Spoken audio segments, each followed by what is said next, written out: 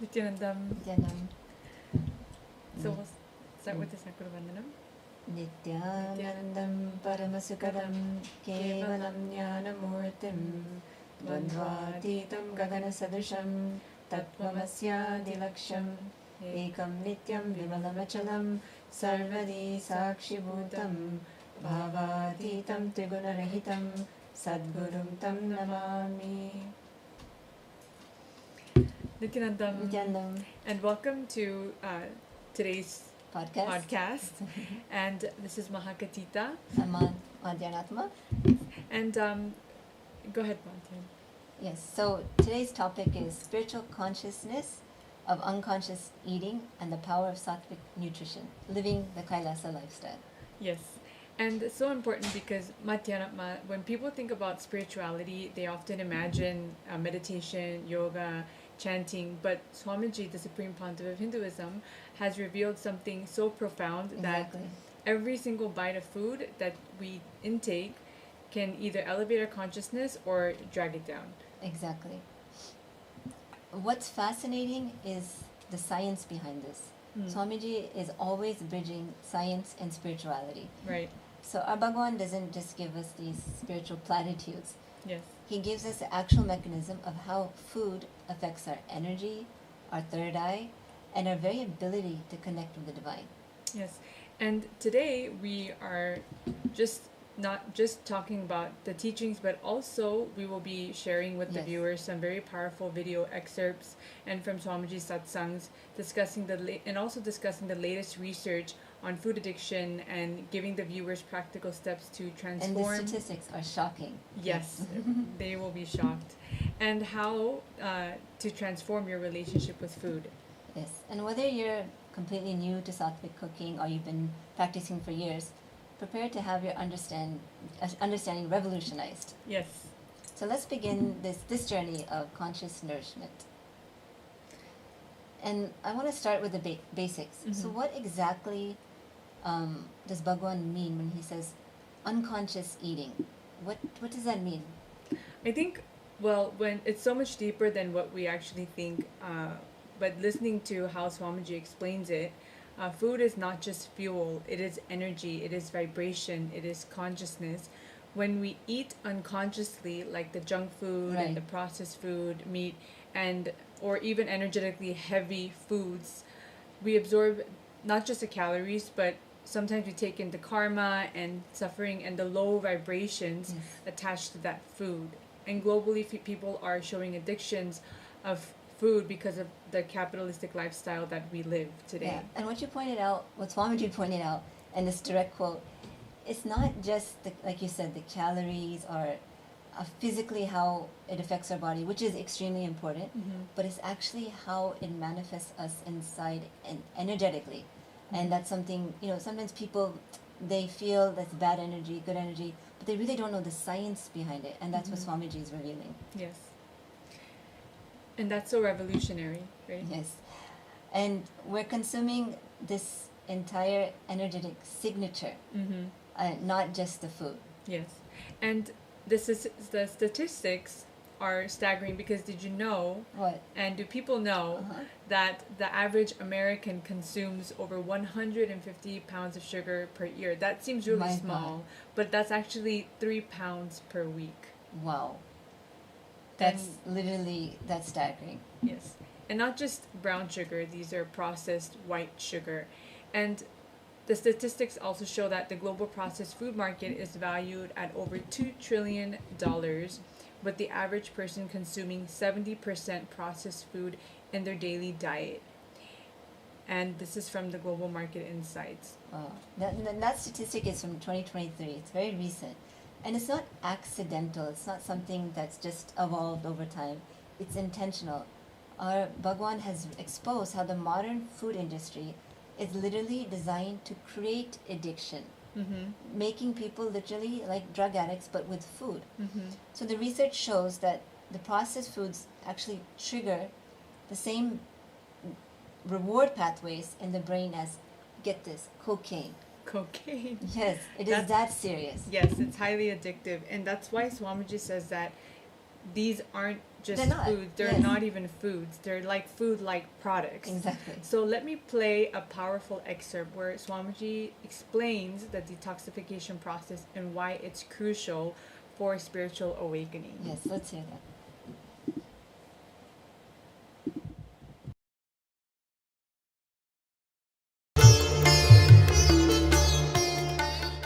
नित्यानन्देश्वर Sadashiv समारम्भाम्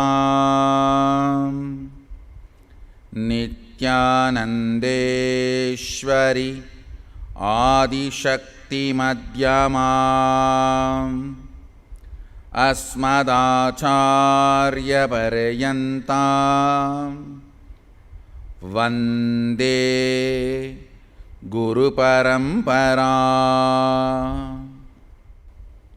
I was sitting and working on certain detoxification process. I was testing it on my own system.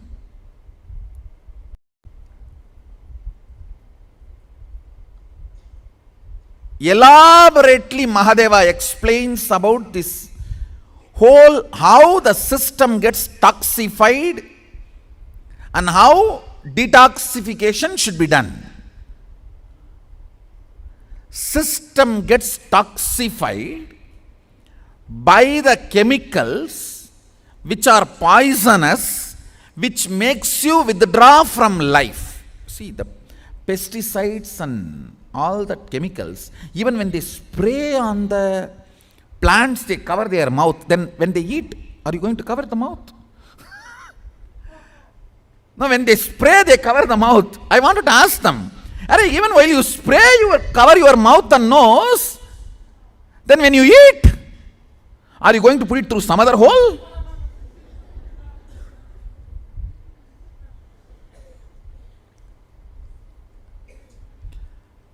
Understand, anything which makes your internal organ, intra-organ, withdraw from life. Understand? Pesticides and chemical fertilizers are the conspiracy against underdeveloped countries, third world. Please understand.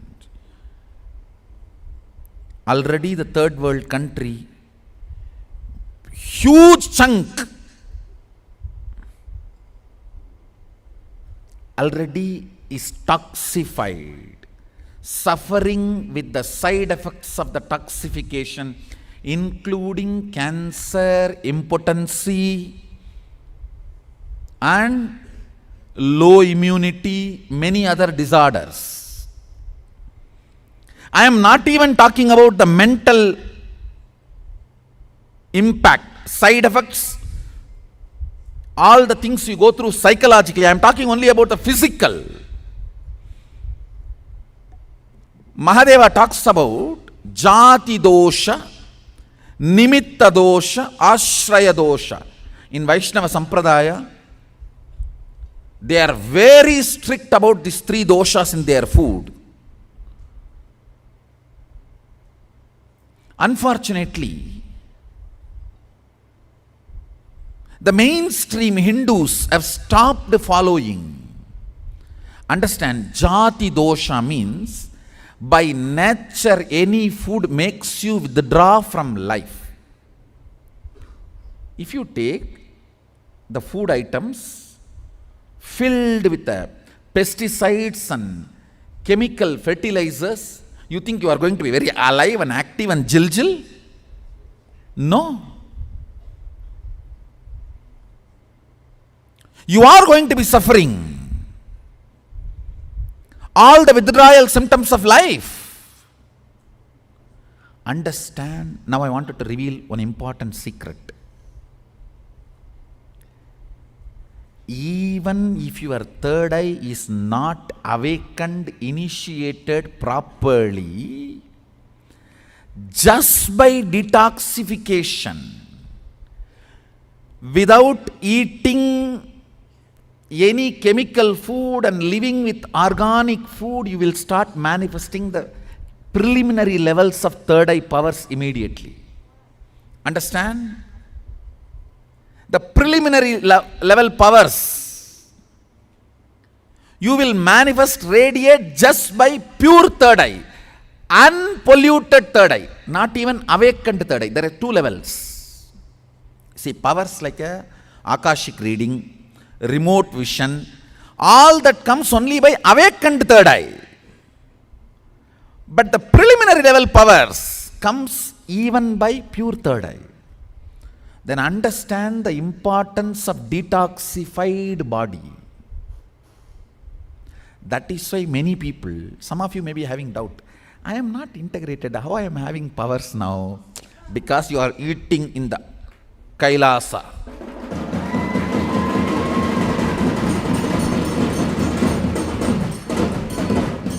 This food makes your system automatically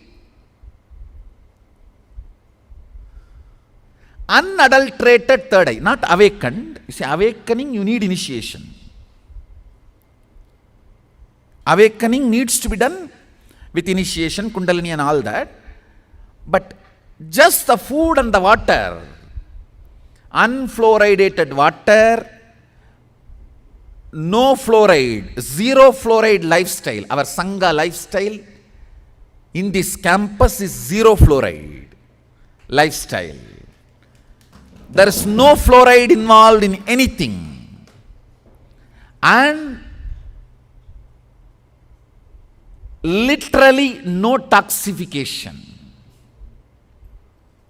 Whole day you live a complete detoxified lifestyle. Listen carefully. Whether the food you eat, water you drink, the air you breathe, no toxification. When a river is not polluted continuously, automatically it purifies itself. Same way, if you are just eating in the adhinam, your system gets detoxified. Because when there is more toxification is not added, your very regular living goes on, detoxifies you. It is like Ganga. If you don't add all that leather factory, leather industry, chemicals inside, just by her flow she purifies herself. Maybe in 1 week, maybe it takes, I am telling you roughly, it takes water drop from Tapovan, Gomukh to Ganga Sagar, maybe a week, or I don't know, a few more days extra. Whatever number of days, within that days she will purify herself. If you don't add more toxins, the more chemicals, more impurities in her. Same way, your body. 21 days if you don't add toxins, chemicals. Actually, in the regular society, you don't eat food. You eat food-like products. You don't eat food. Food-like products.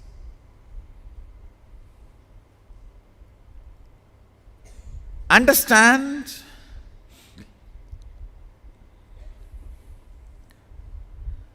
Toxification in your system, listen carefully, whatever you eat and the thought currents you cherish gets processed and becomes part of your system.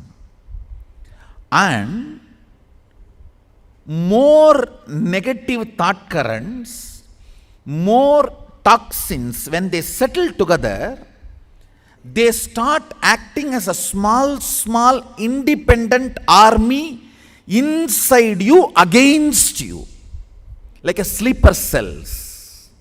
Listen carefully. Negative thought currents and toxins, they make friends. When they settle down together, they become like a small sleeper cell army. Like inside your country army, the opposite country persons are becoming part of it, sleeper cells, and during the problems, they act against you instead of in your favor. Listen, that is exactly happens. If you collapse, they all work and finish you off instead of raising you up. Those parts are only called parasites. Listen, the yogic definition of parasites, I am not giving so-called modern medicine definition. I am translating the yogic definition of parasites. In yogic tradition, even one cell does not listen to your will is considered as parasite, anti-being. If you have problems like I want to be integrated, I am not able to. I want to wake up, I am not able to. I want to be always active, but I am not able to. Be very clear, your system has toxins and toxic parasites. Understand?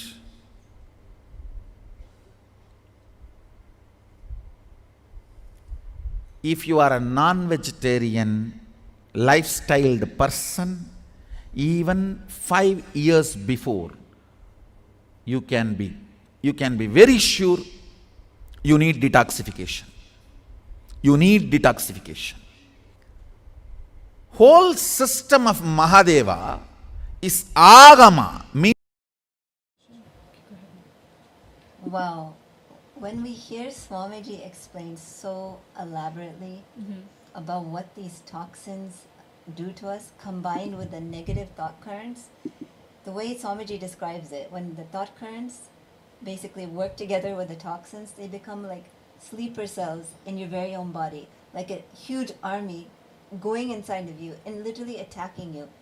And we are daily letting this happen.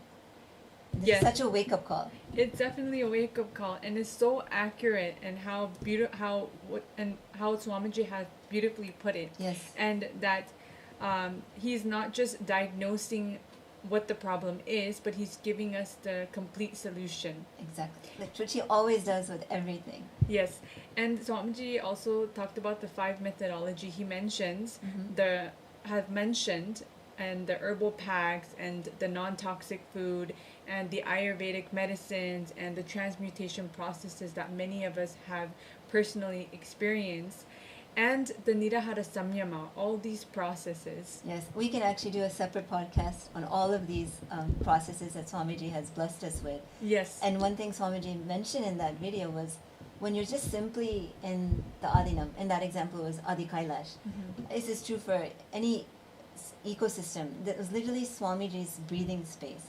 When you're there, automatically the detoxification happens. I'm sure you experienced that, whether it's the water, the food, just walking down to the temple, to the banyan tree, of course sitting in Swamiji's presence for the satsangs, and he's walked every step in that campus, and it's literally just being there is a detoxification. Because the environment is so supportive. And the that environment, yes, ecosystem. the Kailasa lifestyle. Yes. It's nothing like it. Nothing like it on planet Earth, actually. Yes. It's Swamiji's space directly, and it's so healing, and it's been so transforming for many people who have personally experienced and lived there with Swamiji. Yes, it's such a blessing whoever had that opportunity. Yes. And I know we both feel so fortunate that we did. But let's look at the statistics Swamiji shared. Again, Swamiji's giving us the spiritual breakthroughs, he's giving us the scriptural references, and he backs it up with the science, because the human mind needs a little bit of that extra logic to convince them. And only an avatar, an incarnation like Swamiji, can decode that scriptural science and initiate us into that knowledge, which is so unique in Hinduism. Yes. So let's talk about the statistics. Swamiji says that even without third eye initiation, just by eating properly, eating organic, detoxified food, people start manifesting preliminary third eye powers. Isn't that astonishing? That's incredible, and that's innate within us, right? Yes. So that's what's, I love that. And this research shows that studies show that people following organic plant-based diets report 40% higher mental clarity and 60% better sleep quality within 21 days. And this is from a 2022 Journal of Nutrition and Health. Wow. And actually, that makes complete sense. And when you understand everything that Swamiji teaches, and he introduces all these different aspects like the three gunas Swamiji mentions, in Hindu tradition, every food falls into one of these three categories. Exactly. So the three gunas, the sattvas, rajas, and tamas, and these are not just philosophical concepts. It makes up what we know as Ayurveda based in Hinduism, and they're actually vibrational frequencies that directly impact our consciousness. Yes. So let's break this down as Bhagwan has made it so practical to understand. First, we have our tamasic foods. That's the meat, the alcohol, and processed junk food. They literally bring heaviness, lethargy, and they cloud our awareness.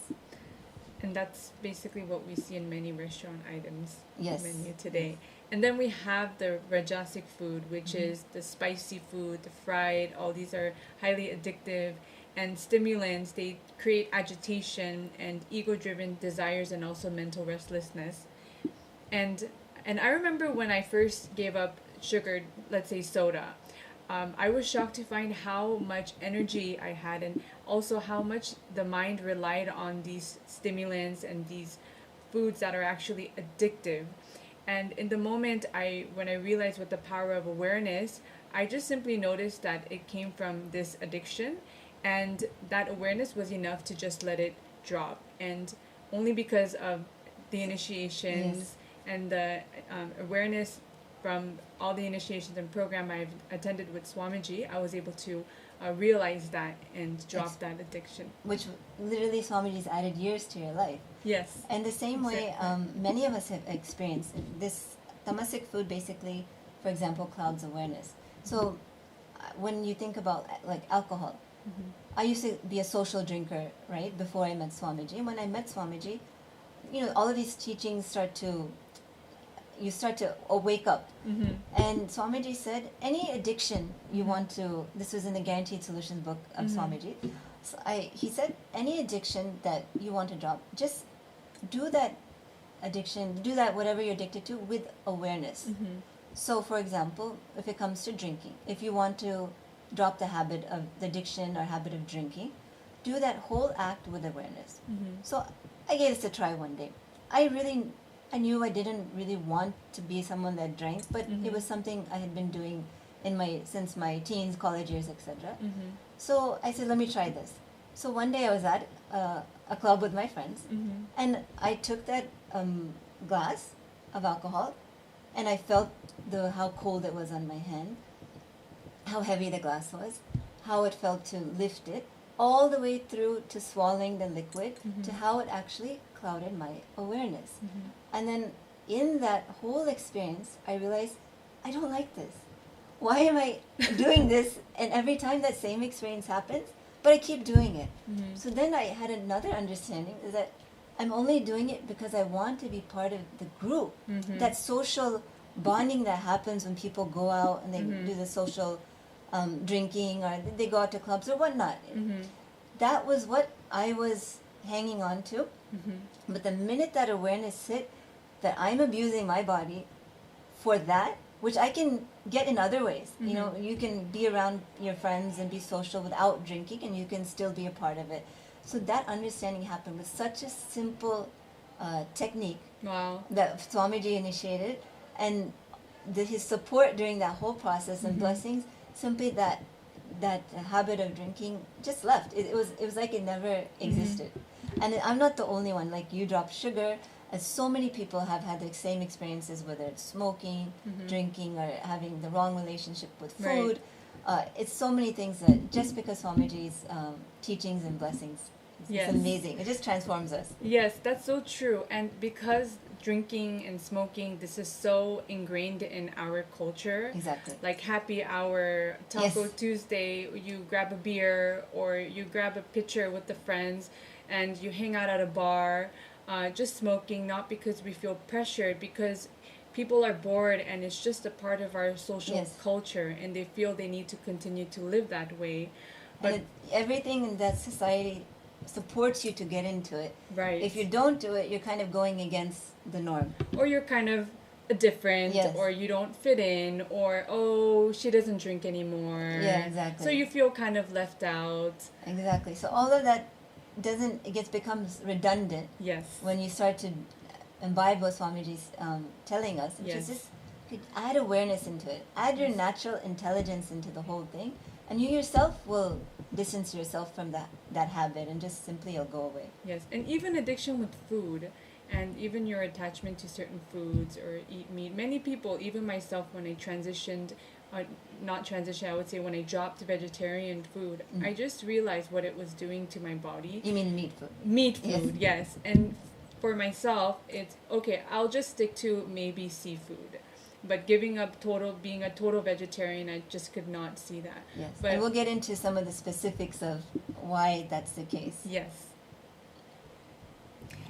Yes. Now the clinical studies, and this is one that's taken from India, it shows that people following a strict Sattvic diet for 40 days, just 40 days, demonstrated 300% improvement Wow. in meditation depth and 250% increase in reported spiritual experiences.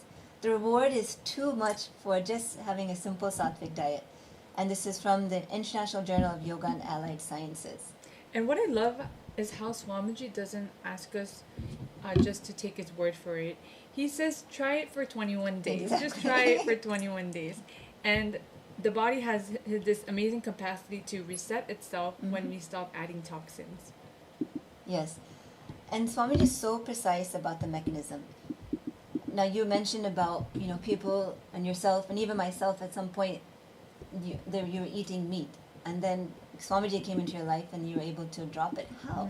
Now Swamiji explains that meat carries the fear and pain engrams of slaughtered animals, basically disrupting our subtle energy channels. We're basically eating that pain and fear and goes into our muscle memory and biomemory, and then into the affects the nadis. And this processed food with chemicals dulls the Agnya chakra, or our third eye.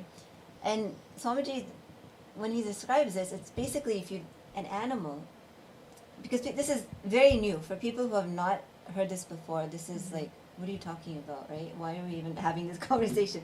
But when an animal, because we need to know what we're doing with awareness, right? So when an animal is about to be slaughtered, what is the last emotion they're going to experience? Fear. Fear or anger, Fear right? or anger. And then that goes into their muscles, and that is what we digest, and that Right. goes into us. Right. And that's why there's no accident. The correlation of aggressiveness, anger is tied to, when people who are heavy meat eaters, they tend to reflect some of these qualities. Yes. And the research is also starting to catch up with this, and studies now show that animals under stress release massive amounts of cortisol and adrenaline into their tissues. That Science fear. shows this, right? Right. And when we consume that meat, we're literally ingesting these stress hormones. Yes. And let's look at this research. A scientific study published by the Journal of Nutritional Biochemistry found that meat from meat factory farms contain 3 to 5 times higher levels of stress hormones compared to free-range animals, directly impacting consumer anxiety levels. And billions of people are eating this. And it's not just the individual impact, there's an environmental impact. Right.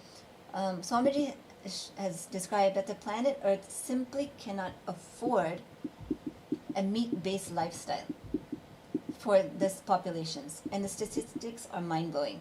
And it takes 1,800 gallons of water to produce 1 single pound of beef, but only 39 gallons for a pound of vegetables. We're doing something we literally cannot afford, spending $25,000 a month when you can afford just 1,000. Exactly. And everyone's saying it's catching up with us. But let's get I guess, how do we actually transition, right? What does Swamiji recommend for someone who's been eating unconsciously their whole life? And Swamiji gives such clear guidance to transition to living foods, fresh fruits, vegetables, sprouted grains, nuts, all these whole foods, and avoiding, of course, meats, eggs, garlic, onions, mushroom, avoiding or not eating processed sugar, fried foods, and alcohol and caffeine. And ultimately, the Sattvic vegetarian diet and the lifestyle. Yes, and in this lifestyle, our food is blessed, right? And so there's a ritual aspect to the whole lifestyle of eating, and it's so important in the Kailasa lifestyle. The blessing your food, offering it to the deities, Swamiji's Murti, to the deities in the temples, or if you have a home temple, just basically offering it out of gratitude. And after you've offered, it's basically considered blessed. Then you consume it. It's so beautiful that so it's not just out of doing it. It's not about doing this out of fear or greed or anything. It's simply doing it out of increased awareness and gratitude. And when we offer to the divine, when we offer to the deities, and we consume that food, it becomes prasad, and it blesses and it energizes and it heals us so deeply. Yes, and this is the lifestyle at Kailasa. Yes. So let's now take a look at this excerpt from Detoxification initiation process, where Swamiji talks about conscious will for detoxification, visualization as Sadashivagana, and initiation into energy food. Yes, and this is from that same discourse you played earlier from December 2017. Yes.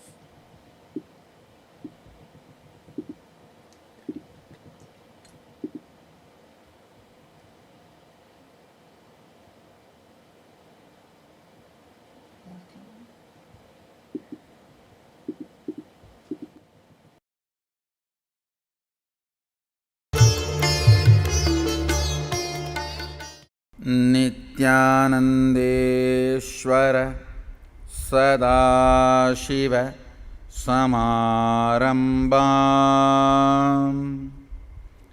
नित्यानन्देश्वरि आदिशक्तिमध्यमाम् अस्मदाचार्यपर्यन्ताम् वन्दे Guru Parampara.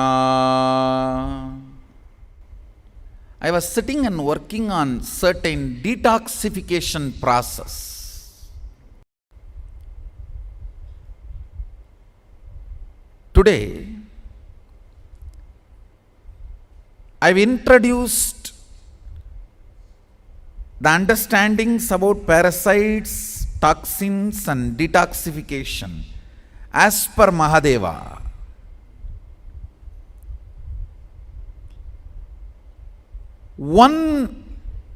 This one truth, you considering yourself as Shivagana, ferociously can psychologically prepare you for detoxification once for all. See, even if you stop pumping chemicals inside Ganga, if there is one flood, all the old things will be cleared. That flood is this psychological declaration, I am Shivagana.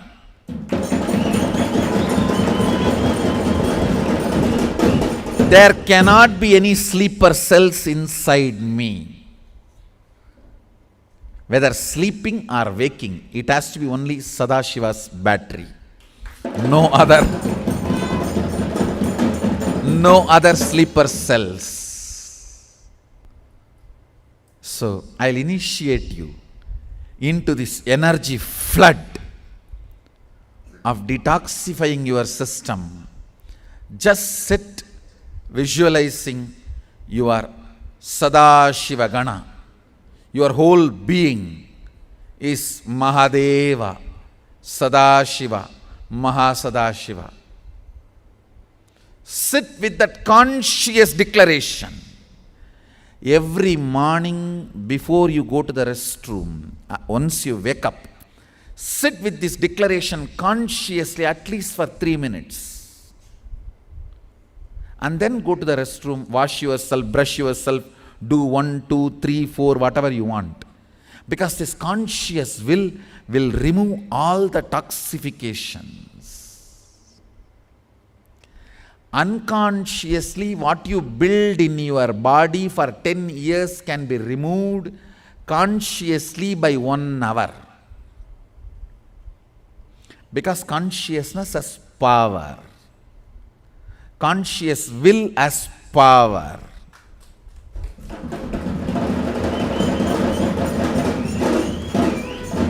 Come on. Now sit as Shiva Gana. Close your eyes and sit straight. Wow, Mahakatita, the way Swamiji explains that what we unconsciously build for 10 years can be removed from our body in 1 hour. It's like, even though the statistics are so doomsday and the problem is so big and we've destroyed our bodies for so many years, abused our bodies, Swamiji is giving us solutions just to remove it all and live that blissful, toxin-free life. And Swamiji is so practical about it, the way he explains it. And he says every morning before you go to the restroom, just sit for just 3 minutes with the conscious declaration, I am Shivagana. There cannot be any sleeper cell inside me. And just with that conscious declaration, you achieve health. Exactly. So, why does detoxification specifically help with third eye awakening? Yes. And Swamiji explains that the pineal gland, our physical third eye, gets calcified by fluoride, processed food, and chemical toxins, which show that 60% of adults have significant pineal gland calcification by age 50, directly correlating with decreased melatonin production and disrupted circadian rhythms. Exactly. And the research on fasting, and as our Bhagwan calls it, and as per Hinduism is Nirahara Samyama, it's revolutionary. So let us share some of the latest medical research you pulled up that validates what Swamiji has been talking and teaching for decades. And the science is incredible, and how intermittent fasting increases brain-derived neurotrophic factor, the BDNF, by up to 200%, literally growing new brain cells. And it boosts human growth hormone production by 1,300% Wow. in women and 2,000% in men during a 24-hour fast. Wow, that's amazing. Truly. And here the Nirahara Samyama medical research shows the autophagy activation, the 16-hour fasts, increases cellular cleanup by 300%. So it's all the accumulation is getting, and the recycling and the cleaning out that needs to happen. It's just, exactly. And there's another research shows regarding neuroplasticity, fasting boosts the BDNF, or the brain-derived neurotrophic factor, production, enhancing memory and learning. And stem cell regeneration, 72-hour fasts trigger immune system renewal. And this is the stem cell research in 2014. Yes. And periodic fasting activates the CRT1 and other longevity pathways. This is from Science 2021. And mental clarity, the ketone production during fasting enhances cognitive function by 30%. Right. And these are multiple peer-reviewed journals providing the same startling data for what Swamiji has been teaching for years now. And what's fascinating is that Bhagwan's specific definition of nirahara, taking only liquids until the output becomes liquid, perfectly aligns with medical research on optimal fasting duration for maximum benefits. And the autophagy, when the body literally eats its own damaged cells, regenerates new ones, the 2016 Nobel Prize in Medicine was awarded to Yoshinori Ohusumi for discovering the mechanisms of autophagy.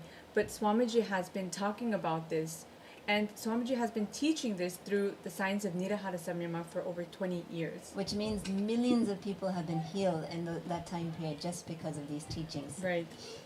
The research shows that after just 18 to 24 hours of fasting, autophagy increases dramatically. And by 72 hours, the body begins producing new white blood cells, essentially rebooting the immune system.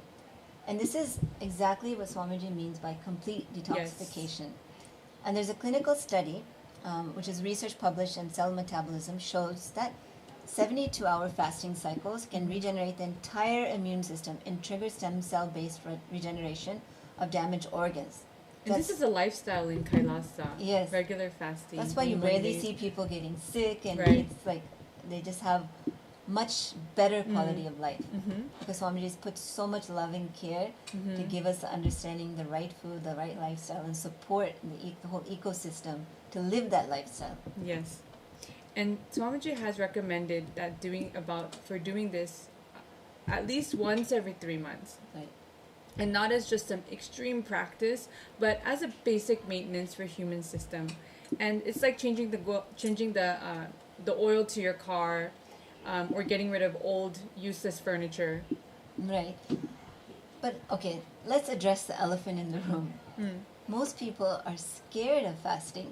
They think that they'll starve to death, right? That they won't have energy for work. And that fear itself is a symptom of toxification. And when the system is clean, you naturally have more energy on less food. Look at our Gurukul kids. They eat pure sattvic food and have so much energy. And they're grown up in an ecosystem for a very young age, living, eating in a way that is supporting their conscious growth and health. Exactly. And I remember when we first started the Nirahara, I think it was in 2011. At first, of course, everyone was a little bit like, okay, not eat food or only to have liquids when we're so accustomed to having 3 meals a day, right. snacks, solids, right. Just you name it, right? 3 meals a day. Exactly. But the way the Nirahara Samyama process works, it's so beautiful. It has the spiritual support with the daily meditation, and you start off with just doing it for 1 day, then 3 days, and 7 days, 11 days, and you basically, it's like building muscle strength. It's building your mental stamina and allowing your body to naturally go through this process and do it successfully. And it was literally a conscious and breakthrough for everyone who did the Nirahara Samyama program. And many people do it multiple times because they just love how they feel about themselves and how they relate with food afterwards.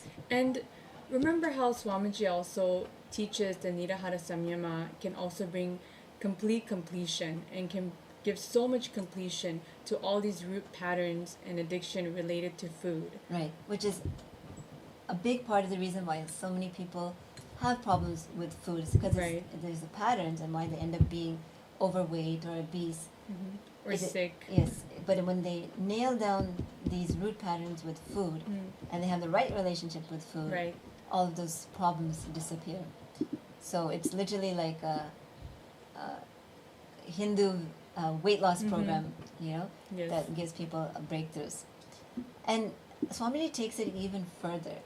He gives us the possibility of living without food entirely. Yes. And with the science of... Breatharian. Yes, exactly. Breatharianism. Exactly.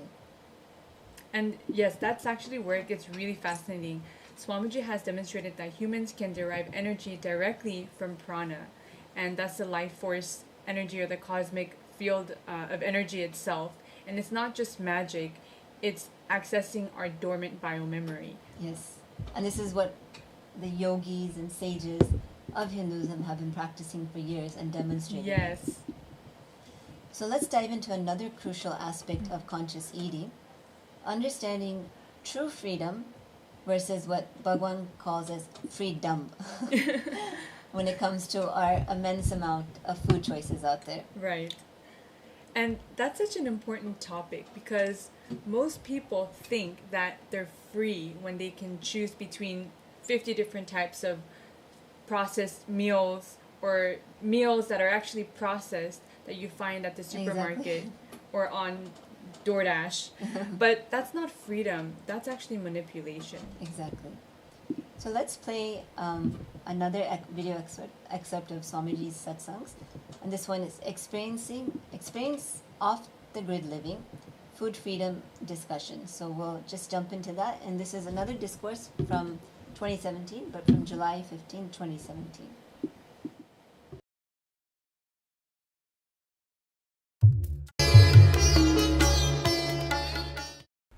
Memorizing and internalizing.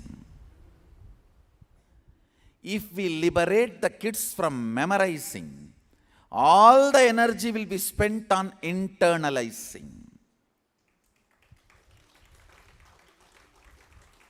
Google has liberated human beings from memorizing.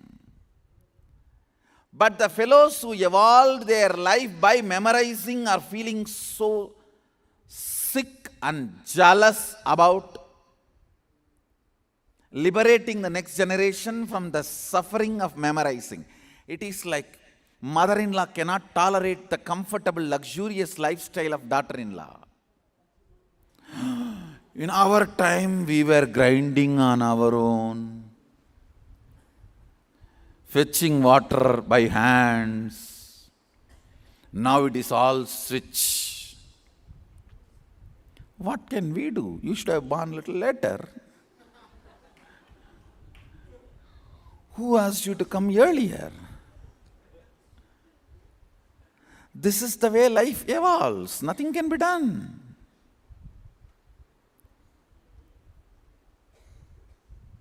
Humanity should be relieved from memorizing because Google can keep everything in memory. You should be allowed to spend all your energy in internalizing. Internalizing is not memorizing.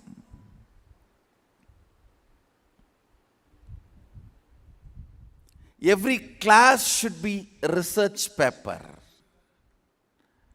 not researching. Reinvention is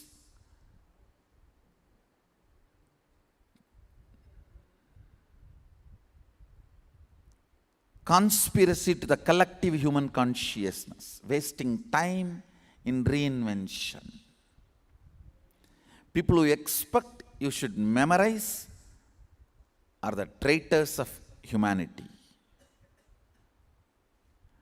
Understand, even after Google's happening, if you are expected to memorize the informations which are available in Google, I think the person who expects is a sadist. No need. No need. And I tell you, all best brains are best brains because of their ability of internalizing and internalizing, not because of their ability of memorizing. I tell you. I am very clear. It's not that I know all the 108 Upanishads by heart. If you ask honestly, not even 5%. But I can explore and expand and explain all the Upanishads completely from the new energy and make that into reality for your life.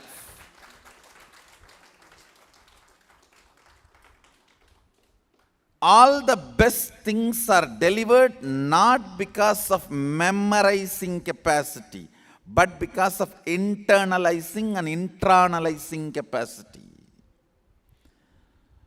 So the whole education should channel students' energy towards internalizing and internalizing, not memorizing. Unfortunately, the whole modern education system Macaulay has a deep root pattern against memorizing. So he wanted to make education very complicated, which he cannot do. So he introduced the system of memorizing. Understand, the Hindu system of education is about internalizing and internalizing. And I tell you, when you internalize and internalize, you will manifest extraordinary quality of memory and remembrance, but that is not trained, that is just happened. Understand? The happened capabilities are different from trained capabilities.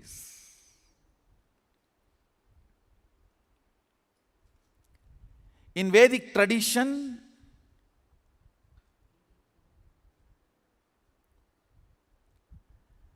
everything is exploring, internalizing.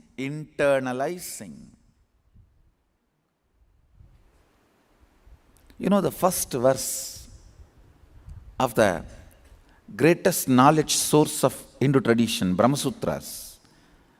Brahma Sutras is the source of knowledge in Hindu tradition.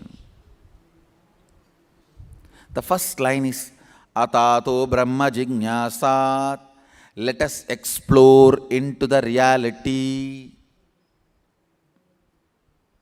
Not let us memorize what is reality. No. Atato Brahma Jignasat. Let us explore into reality.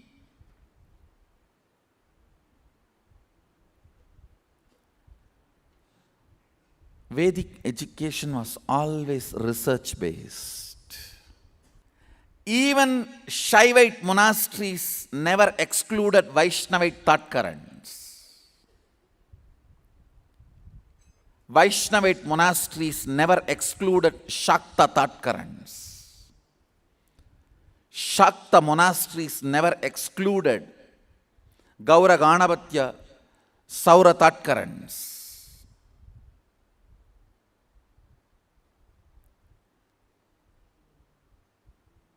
The other day, somebody was asking me, how do you justify, Swamiji,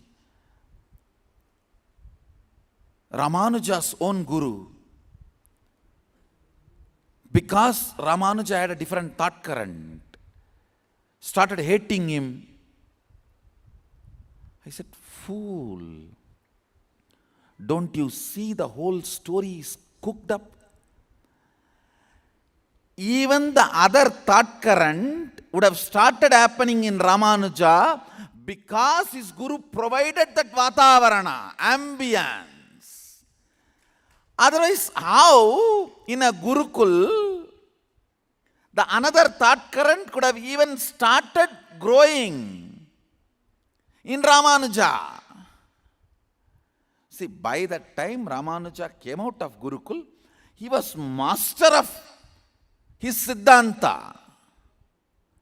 Means Gurukul had the ambience to study other than the Advaitic thought current, literatures, ability to discuss, and support system, the whole thing.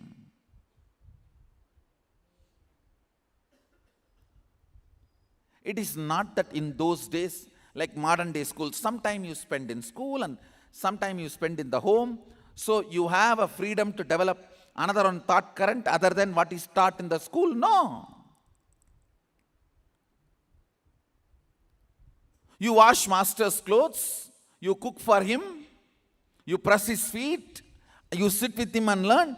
Literally, he is there and you are there with each other all the 24 hours.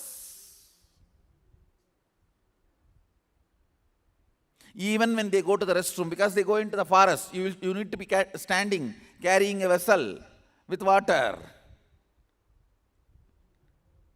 Then how did Ramanuja develop another thought current? That Vatavarana, understand? Our monasteries, our gurukuls, our educational institutions add Vatavarana, ambience for multiple thought currents to be studied, analyzed, internalized, and internalized.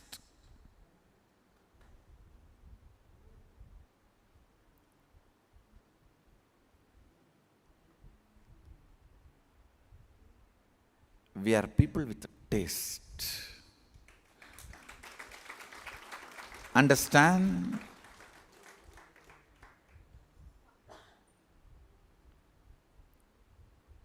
Hindus are people with taste. Yesterday I had opportunity to study some of the documents related to Tiruvarur Adinam.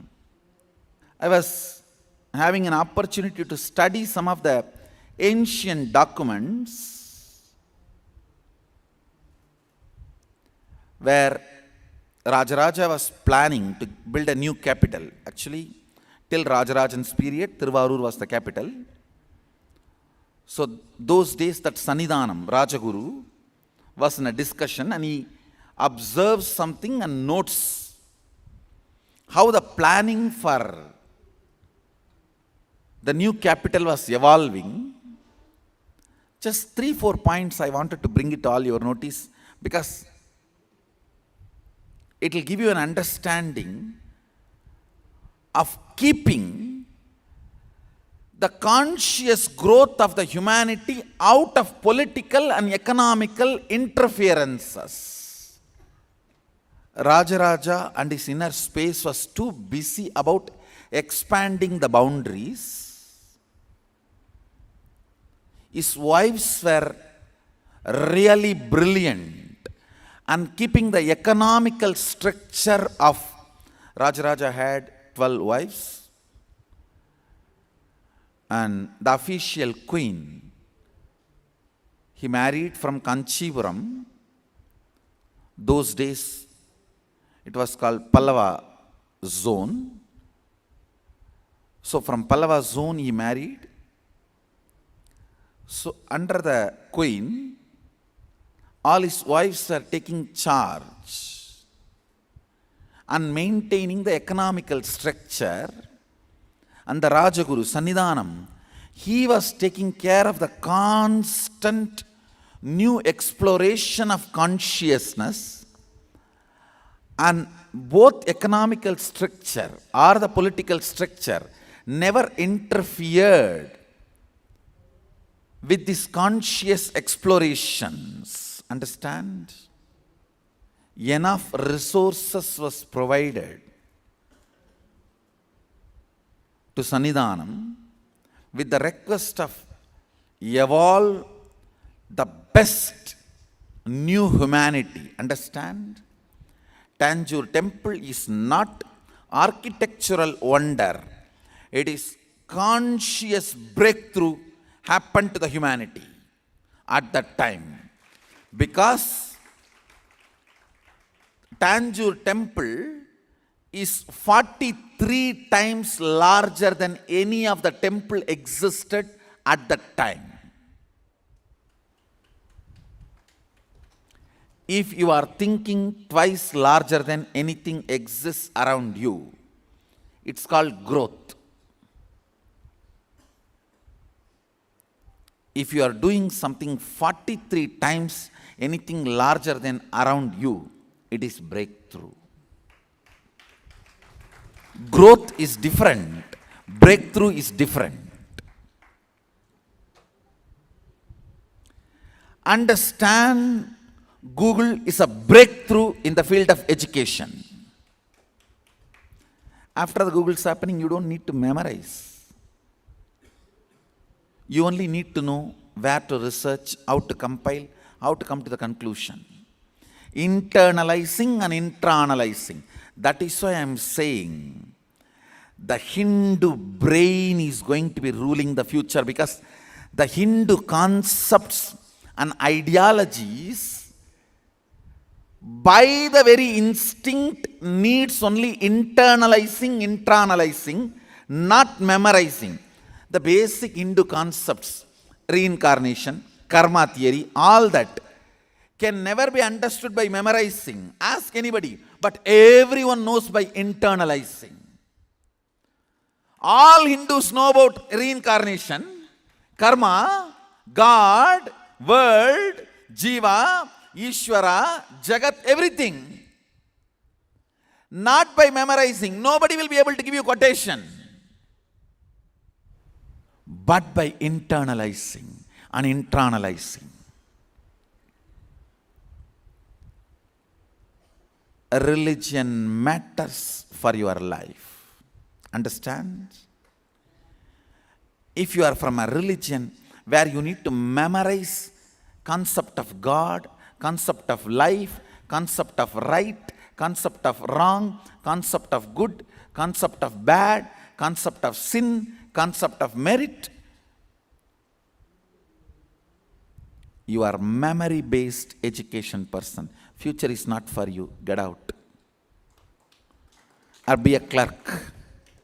Be a worker. Hindu tradition is exploration, internalizing based tradition. No Hindu will be able to give you quotation on what is karma, what is reincarnation, what is God. But if you ask him, he will give an elaborate understanding. Sometimes it will continue for hours and even days. Because the whole Vatavarana, ambience is internalizing and internalizing based, not memorizing based. I tell you, future of education is that. Google made memorization irrelevant and redundant. Unclutching made all the techniques of earlier for state of Sadashiva irrelevant and redundant. Understand, by the technique unclutching happening, everything existed before. The methods and techniques to reach the state of Sadashiva is irrelevant and redundant.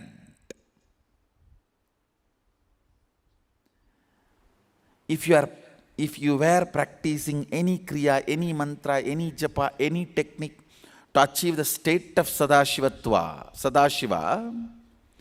before the unclutching is happening, it is not wrong. But not after 1978. After the methodology of unclutching has happened, the technique of unclutching has happened, if you are still continuing with some old techniques, methods, japa, something for achieving the state of Sadashiva, something is seriously wrong with you. Then you're sitting and memorizing the table. Oh, rendu, nalu, moorendaru, nalrendettu. Unfortunately, in your real life, you are not going to calculate just 2 plus 2. You may be calculating 2000 into 2. And you may not have memorized the table till 2000. And even if you memorized, by the time you start from 1, this memorizing problem is in between. Somebody breaks it, you can't start. You have to start from the beginning again.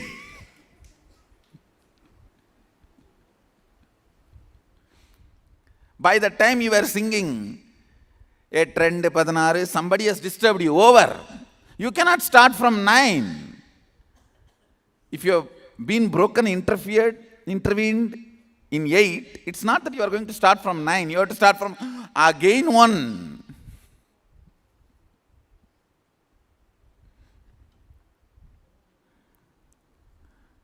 After calculator has happened, Google has happened, if you are still sitting and doing this, you are a fool. After unclutching has happened, if you are still sitting and doing some other technique to achieve Sadashivatva, the state of Sadashiva, you are stupid. Understand? I am not saying the earlier methods were wrong. I am only saying after the new has happened, earlier methods are irrelevant, redundant. After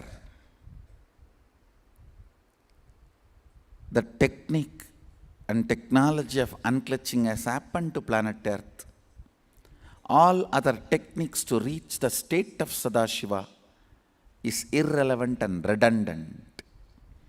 After the science of completion with others and science of responsibility and enriching has happened, all the technique to reach the space of Sadashiva is redundant and irrelevant. After the science of oneness has happened, all the techniques and methods to manifest powers of Sadashiva is redundant.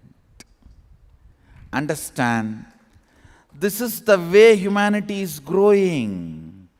This is the way human consciousness is growing.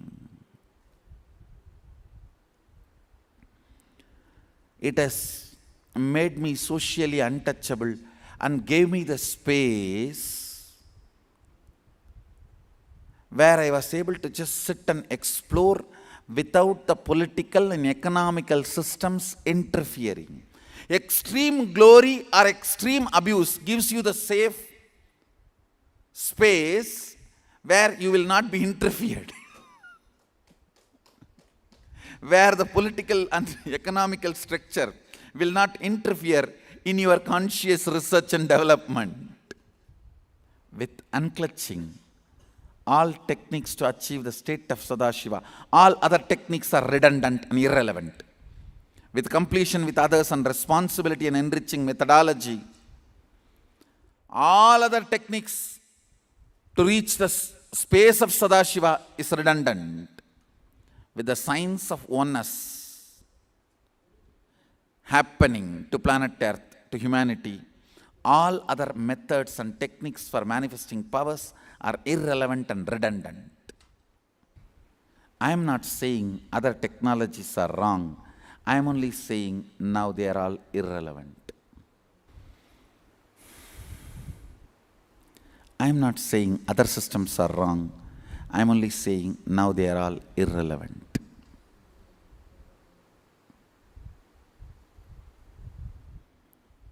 I'll continue to expand.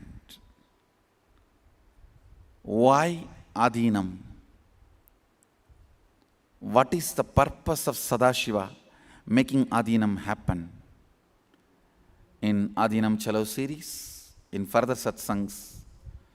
Now it is time we get ready for today's program, Paradox of Freedom.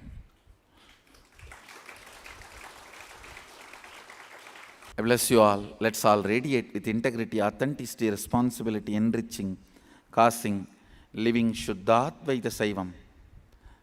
Sada Shivoham, the eternal bliss, Nithyananda. Thank you. Be blissful.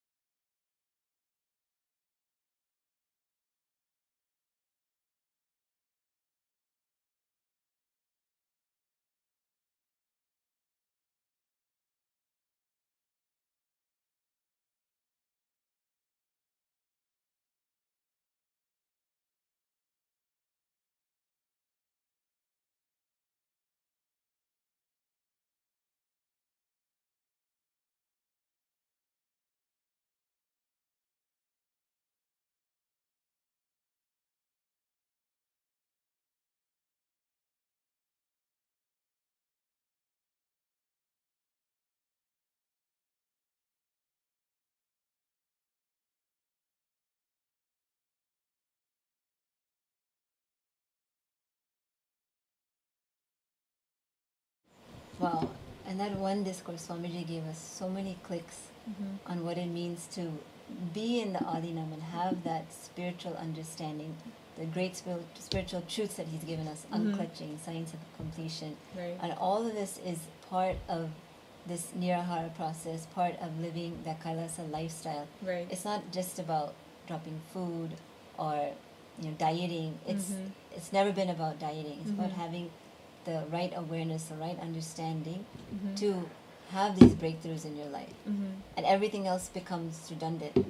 So let's get into some of the research more about this, how harmful the food industry is on society. Yes, and let's also dive into some research that studies show the locally grown foods contain up to 50% more nutrients than foods shipped long distances, and seasonal eating reduces disease markers by 30%.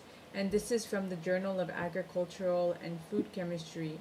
And this connects with the concept of, in Hinduism, Swamiji has spoken about the Shri Mata, the birth mother, and the Go Mata, the Right. cow mother, and the Bhu Mata, the earth mother, and how each one is capable at maintaining our health at different stages of life. Exactly. And the science supports this. The human microbiome, our internal ecosystem, is directly connected to the soil microbiome. So when we eat food grown in a healthy, living soil, we're literally feeding beneficial bacteria. But let's be honest about the challenges. Most of us live in cities and we can't. Our food deserts, as Swamiji says. Yes, the food deserts, and we cannot always grow our own vegetables or have our own organic farm. So, what are practical steps can people take right now? Right. So we can start with the 80-20 rule. At least 80% of what you eat, make it pure, sattvic, and organic. Your system can maybe handle occasional compromises. But be conscious about it. Whatever you are intaking your body, sit, give your time to eat with awareness. Then that 20% will disappear and it'll be 100%. And also, we've spoken about eating sacred meals, offering, and eating food that are consecrated. And actually, that Hindu lifestyle, that Kailasa lifestyle, really that ecosystem really supports healthy eating habits and a holistic lifestyle. And even if we're eating simple dal and rice, let's offer to Paramashiva first. And in that sacred offering, we chant, do the prayer before eating, and eat that food, consume that consciously, and the food turns into prasadam. So much healing and energy it will, and life force it will bring to our body. Yes, exactly. And the timing of when you eat is crucial. And Swamiji tells us, from Ayurveda basically, first of all, the largest meal should be at noon. Okay? Sometimes we skip the first meal and we wait till the end of the day. But because the digestive fire is the strongest, and the lightest meal, a light dinner, should be before sunset. I think that is starting to catch on in these days, but it's very important to have the meals at the right time of the day. This aligns with our natural circadian rhythms. Yes. And let's talk about the food we can specifically avoid. The big five toxins: the meat, the eggs, the garlic, onions, and mushrooms. And these are all foods that are omitted from our sattvic vegetarian lifestyle in our diet to maintain the mental peace and enhance our spiritual progression and our spiritual growth. And each one of these big five has specific effects on our consciousness. Right. And some of you who have not heard of this before may be wondering, garlic and onion, it's not meat. It's vegetarian. Right. True, they are natural, and they do maybe have some medicinal properties to them, but they're also rajasic. So Yes. they stimulate the lower chakras. So it can make meditation, having the sattvic life, spiritual life, a little bit more difficult. So when you're already decided you're going to be on this path, why inject something or introduce something that can make it more difficult for you? Yes. Now let's connect to the conscious eating. to spiritual heroism. Wow, what's that? So our Bhagavan has this incredible teaching about becoming a hero in your own life, your own life's movie, through conscious choices, especially around food. Yes. And that's so powerful because Swamiji shows how conquering just one addictive food pattern can release tremendous energy for spiritual growth. So let's play this amazing excerpt where Swamiji talks about the food industry's manipulation tactics. This is from August 2020, How to Become a Hero and the Junk Food Industry Exposed.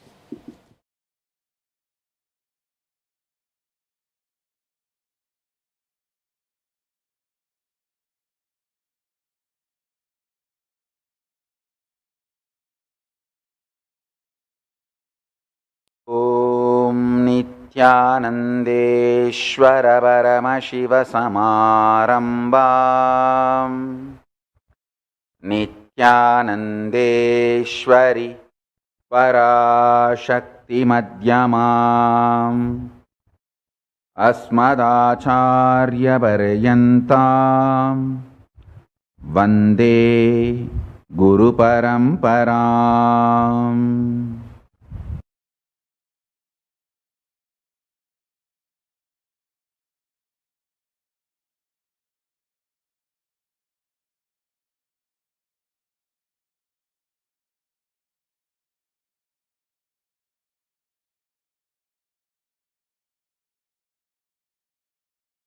Ambassadors, diplomats, consulate generals and supporters, Paramashiva Ganas,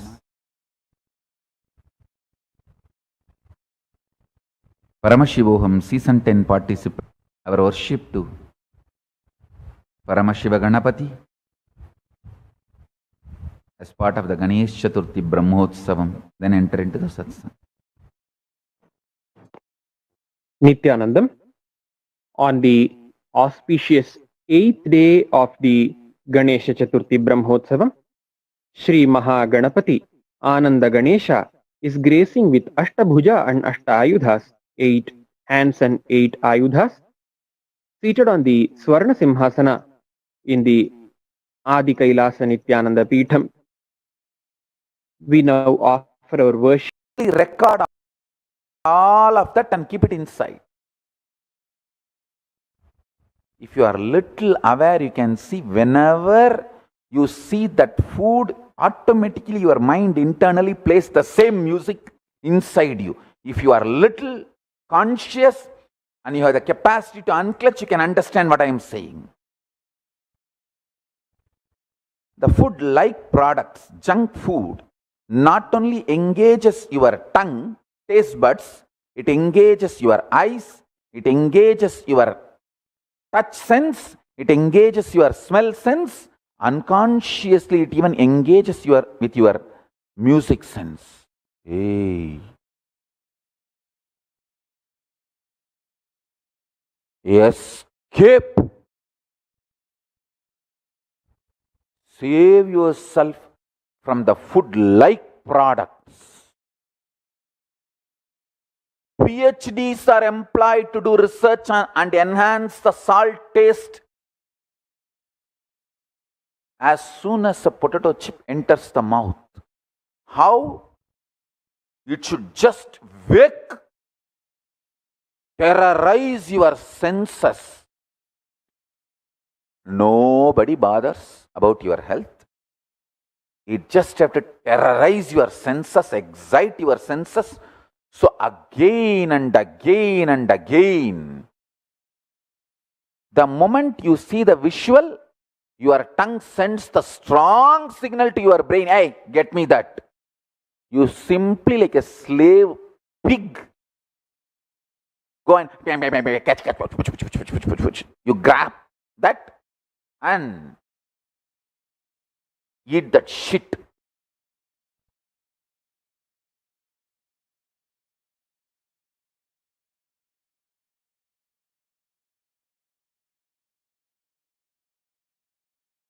Even many of these junk food as not only the flesh of the animals, shit of the animals is there. The shit of the animals are there. But the tongue is so powerful, does not allow you to look into the ingredients. My Gurukul kids are blessed because they are given the best food. Almost 100%. If they don't go for vacation back to their home, I can say they have 100% pure body.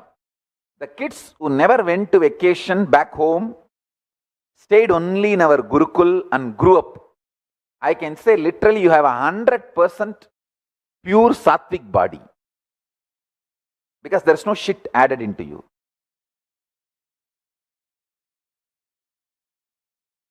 Blessed are those kids who never went back to home and had that junk shit as food. Hey, there is nothing to learn in the world. Till 25, if you just keep yourself pure brahmachari, healthy body, no toxins, that is enough. Your energy is the currency for your life. I know what really need to be taught. Not that stupid maths. Not that stupid things about biology. Your biology need to be built. Your lessons about biology is stupidity. Your biology need to be built.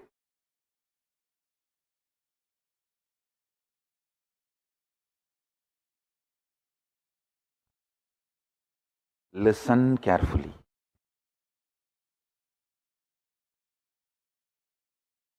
The modern day junk food industry has put so much of time, treasure, talent, literally to seduce you to the level of pornography industry.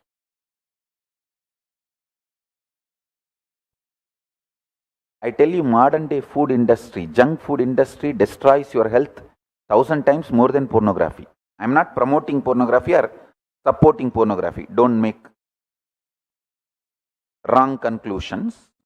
I'm only saying junk food industry is 1,000 times worse than pornography. The way it destroys your health.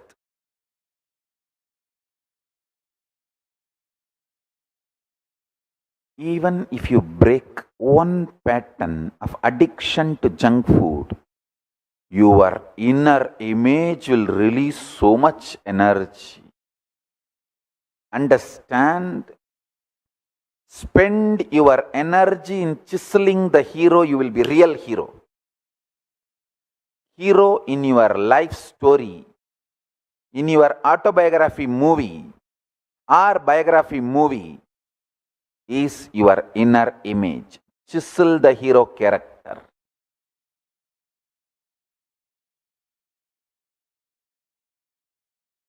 Chisel the hero character.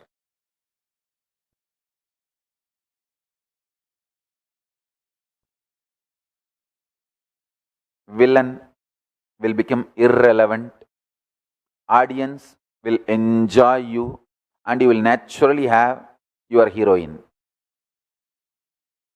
Villain will become irrelevant only for the people who chisel their inner image, their hero. Listen. Listen.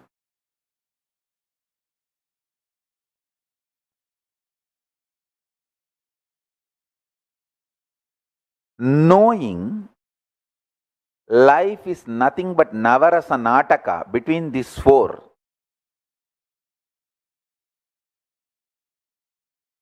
Inner image, outer image, other's image, enemy's image.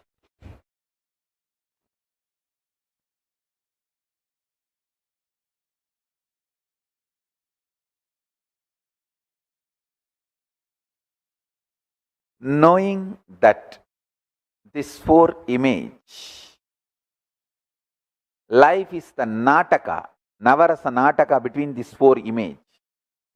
Sometimes romance, sometimes fight, sometimes anxiety. The navarasa nataka between these four images is your life. Knowing it and relaxing is the comedy track of your life's movie.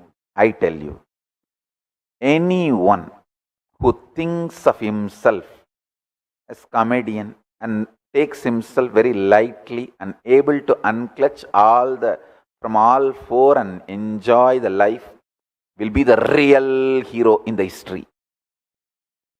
Anyone who gets serious about thinking himself as a hero or a villain becomes a comedian. Taddi, loose, ba.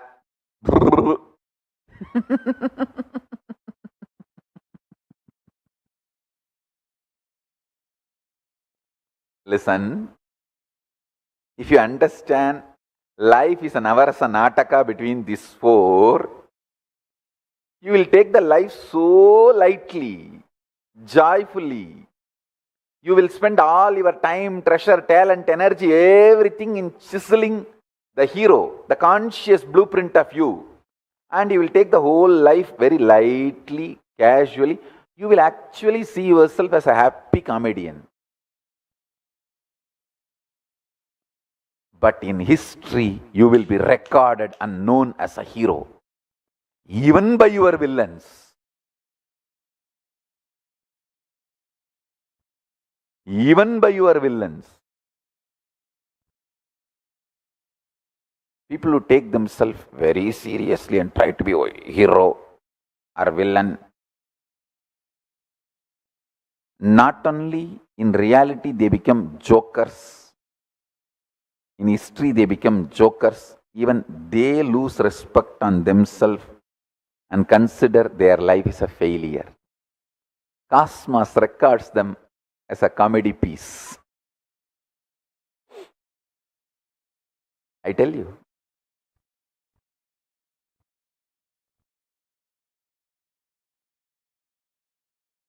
Life is navarasa nataka between these four images.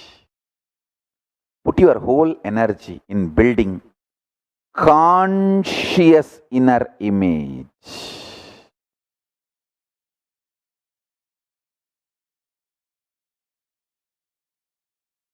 The inner image you are carrying now is an accidentally forced on you or procured by you.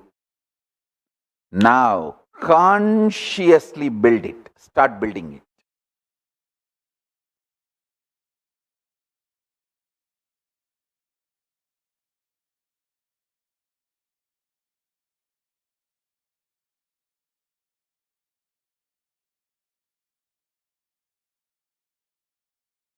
I can tell you multiple things I learned from my gurus.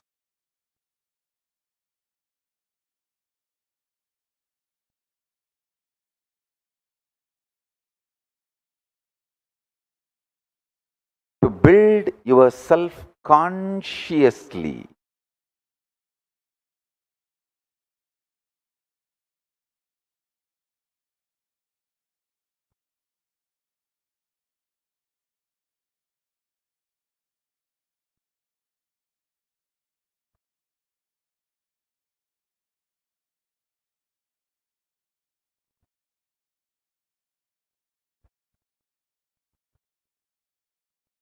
Once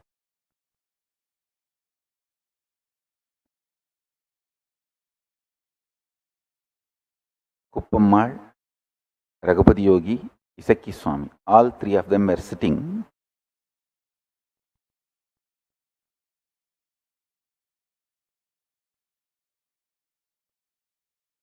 Talking some future plans about my future. And Isaki Swami has told one of his devotees, disciple, to give money for building the ashram for me. And the money was given to Kuppammal, and Kuppammal was telling Isaki Swami what all the work has happened, and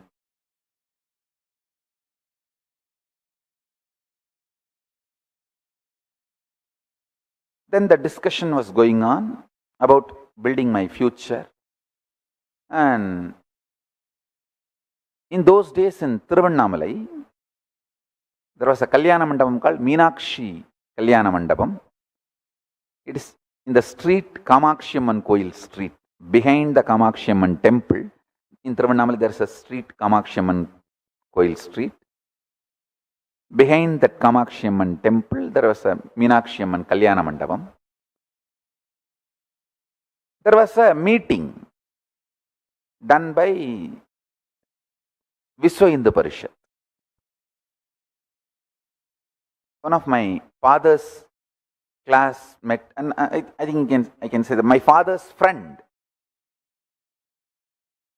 his name is A.B.T. Shaktivel. He was the president of Viswa Hindu Parishad, and in Tiruvannamalai Viswa Hindu Parishad, Hindu Munnani, all of them are very close association. They are doing a wonderful job. And they will, in those days, they used to conduct regularly this, even for Ayodhya Rama temple, the bricks, they used to worship in every home. And I still remember I got one brick from A.B.T. Shaktivel and worshipped in my home for 11 days, singing Rama Bhajan, Rama Nama Sankirtana, and then doing puja and taking it and handing it over. Few rupees. In those days, some, I think, 80 or 90 rupee I could collect from all my family, friends and everyone, and collected and gave. Surely less than 100 rupee. Gave that donation also. And like this, lot of activities will happen. That day there was a meeting. Some people who are teaching about the Hinduism and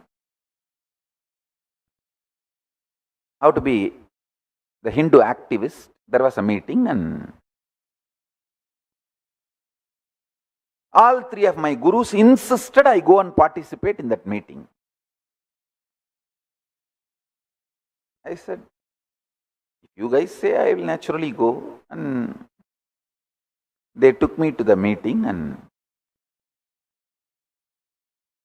I could see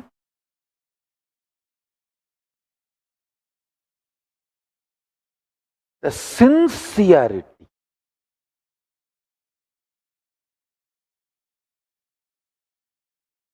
of my gurus, how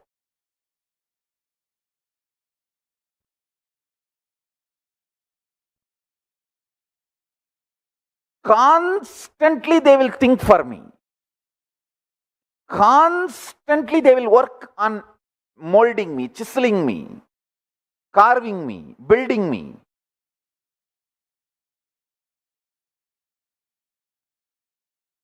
They insisted that I should go to Ramakrishna Mission and have training in Ramakrishna Mat. Kuppamal even tried reaching out to them, but Ramakrishna Mat said only after 18 they can accept anyone. But I was not 18 at that time. But my gurus know that they are going to leave the body soon, so they gave sannyas and initiation, everything to me.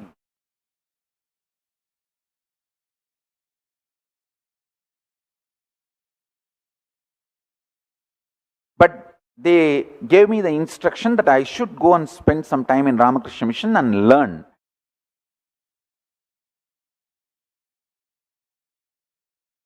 I said, how Ramakrishna Mission will not allow me anymore, because they don't accept the sannyasis who have taken sannyas from other sampradaya.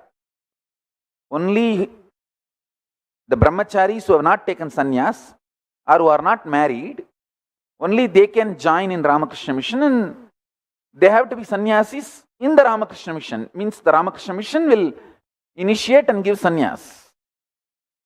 But my gurus, because they are going to leave the body, they already, at that time I did not know they are going to leave the body, but they gave all the sannyas initiation, all the proper rituals are done, everything is done. But they were insisting that I should go and learn from Ramakrishna Mission. I said, how is it possible? Because they will not allow anybody who is a sannyasi from other sampradaya, then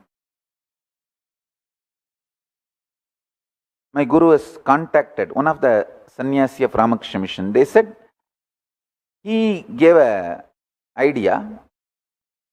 See, he can come and be a volunteer here. Only after 10 years, the sannyas interview will happen. In that interview, if the Guruji decides, the Guru decides, he can even give sannyas again. If the Guruji decides he doesn't want to give, then he will be asked to leave. Or he can be a volunteer. He can continue to be a volunteer brahmachari. Volunteer sadhu, that will not be a problem. There will not be a problem in being a volunteer and learning. Anyhow, so it was decided that whether they will give sannyas to me or not, I will go and be a volunteer and learn.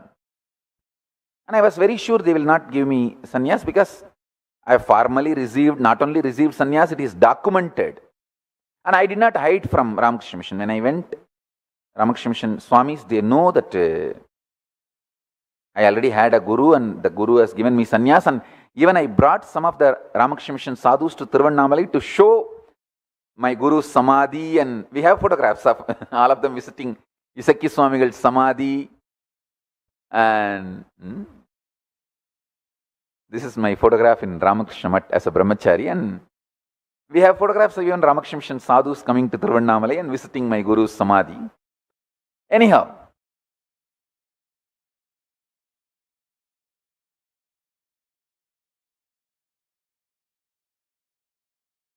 my guru's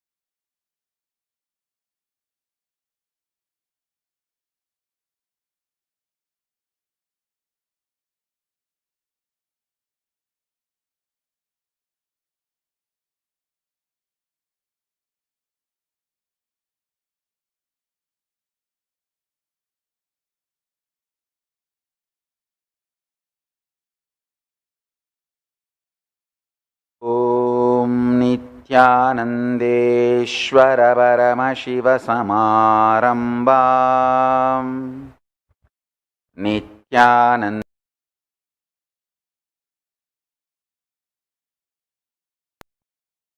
I welcome all the Sarvanyapita Kartas, Yajamans, Manifestors, Sarvaparityagis, Srimahans, Mahans, Kotari, Tanidar, visitors, viewers, Kayakalpa Yoga participants, Kailasa's e-Gurukul students,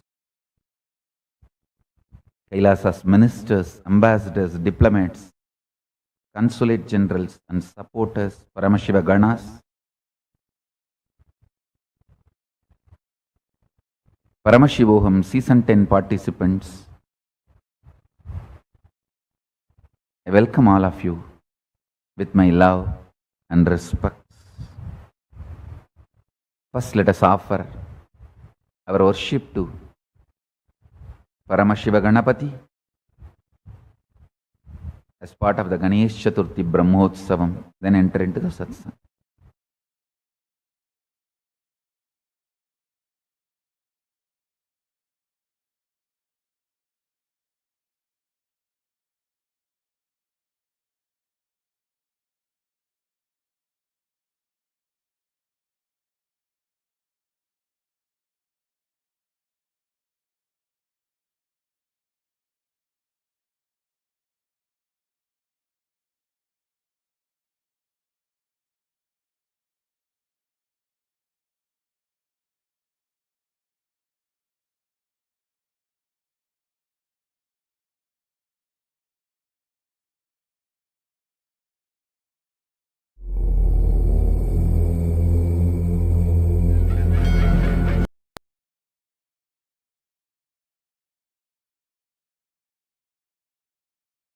I welcome you all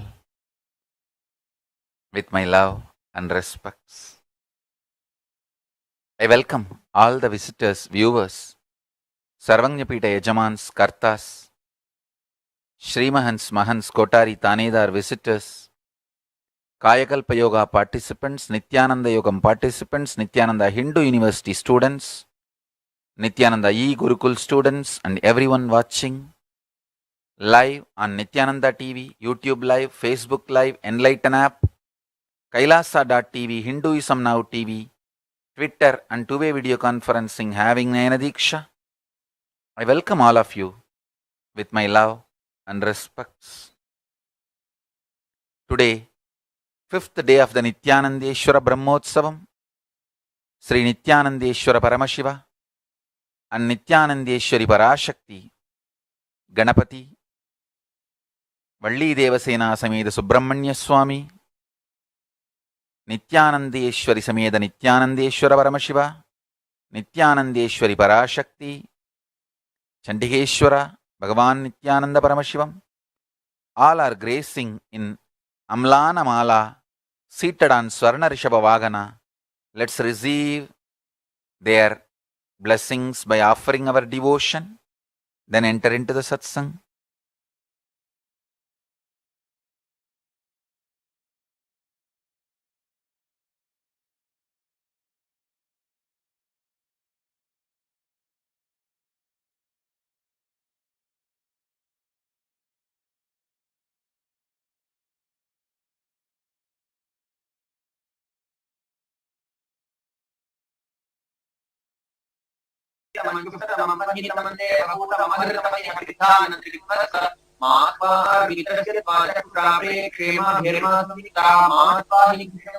Om Shri Nithyanandeshwari Parashakti Shri Nithyanandeshwara Paramashivaaya Maha Sarvadevi Surupaya Bhagavate Shri Nithyananda Paramashivaaya Maha Dhumagrapayami Om Deepya Svajatavedo Padhana Niritya Mama Pashukishtamakya Bhajivanan Jadishodisha Manavahimti Jatavedo Namashram Purushanjagade Abhibhradanaagahi Shriyama Paripadaya Om Shri Nithyanandeshwari Parashakti Shri Nithyanandeshwara Paramashivaaya Maha Sarvadevi Surupaya Bhagavate Shri Nithyananda Paramashivaaya Maha Ekahardeepam Dandarshayami Om Madhuvatarayate Madhuksharanjindhavaha Madhvirna Santoshadhihi Madhuraktam Mutoshadhi Madhuvatparthivarum Rajaha मधुत्यौरस्तु नः पिता मधुमान्नो वनस्पतिर्मधुमान् बृहस्पतिर्यः माध्वीकामो भवन्तु नः मधु मधु मधु ओम श्री नित्यानंद श्री पराशक्ति समेत श्री नित्यानंदेश्वर परमशिवाय महासर्वदेवदेवी स्वरूपाय भगवते श्री नित्यानंद परमशिवाय महानैवेद्यं निवेदयामि। ओम सर्वस्याप्ति सर्वस्य जिति सर्वमेव तेनाप्नोति सर्वं जयति। Need to be applied,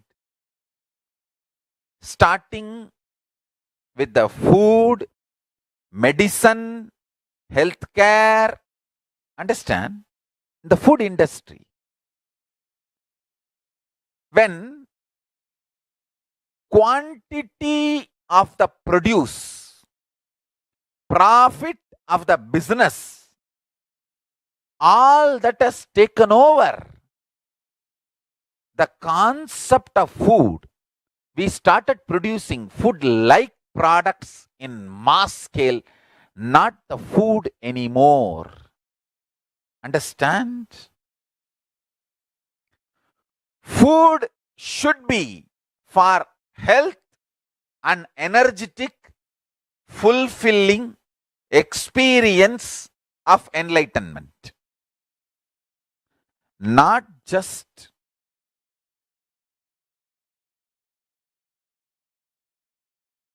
commercial success. Please listen. Whenever human beings get into demonic mode, get deluded so much, ready to compromise on the fundamental integrity of life, they bring such large poison. If food industry decides, all the known mistakes we will eliminate. See, unknown we will do further research, development and all that. If we decide all the known mistakes should be eliminated, in next 5 years, 90% of the diseases will drop and longevity will increase comfortably 25 years. Just this only one decision. Food industry should decide. Health of the human beings is first priority. The quantity of the produce, business component of the produce, money involved in the business. What is money? Our common understanding. Just our common understanding about the money cannot make billions of human beings eat poison. Just see the simple delusion. And I tell you, simply planet Earth cannot afford any more meat-based lifestyle. Please understand the amount of land required, the amount of grain required, the amount of water required, the amount of carbon released due to the meat-based lifestyle. For this population, just planet Earth cannot afford meat-based lifestyle. Please understand, we are doing something for which we can't, which we can't afford. It's like you can afford only $1,000 per month, but you are just spending $25,000 per month. So any one day you are going to be rendered homeless. Why are we not waking up? Understand, we have only one planet Earth. Simply, planet Earth cannot